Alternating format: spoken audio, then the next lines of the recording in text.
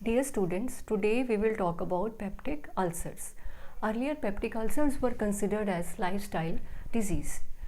What is a lifestyle disease? It is caused by unhealthy lifestyle. Here, the reasons that were thought of as the cause behind peptic ulcer was stress and eating lot of spicy food. And peptic ulcers were considered as a chronic disease. Some of the symptoms of peptic ulcers are acidity related pain and bleeding in stomach and duodenum. These are the locations where peptic ulcer develops. Later on, two scientists from Australia, they did some research on peptic ulcers. First of all, Robin Warren, he started the research on peptic ulcers and he found out that persons or patients who are suffering from peptic ulcers, wherever peptic ulcers are present in them in stomach and duodenum area, in the same area Helicobacter pylori, which is a bacteria, is also found. This bacteria is curved in shape, so that's why it is called curved bacteria. Wherever this bacteria is found, ulcers are also present and inflammation is observed in the lower part of the stomach. So this I have already told you, this is the location for development of peptic ulcers.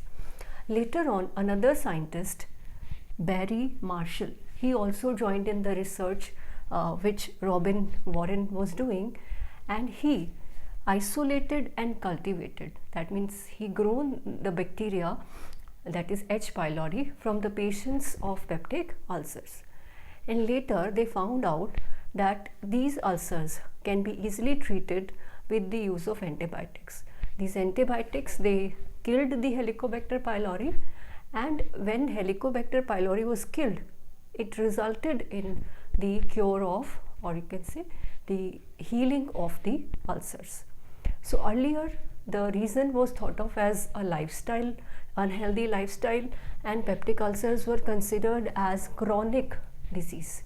But later on, because of the research performed by Robin Warren and Barry Marshall, this chronic disease, it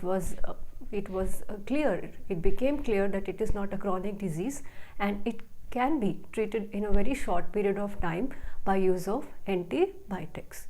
So this brought a relief to many people who were suffering from peptic ulcers for many years, and for this research they got Nobel Prize for Physiology and Medicine in 2005.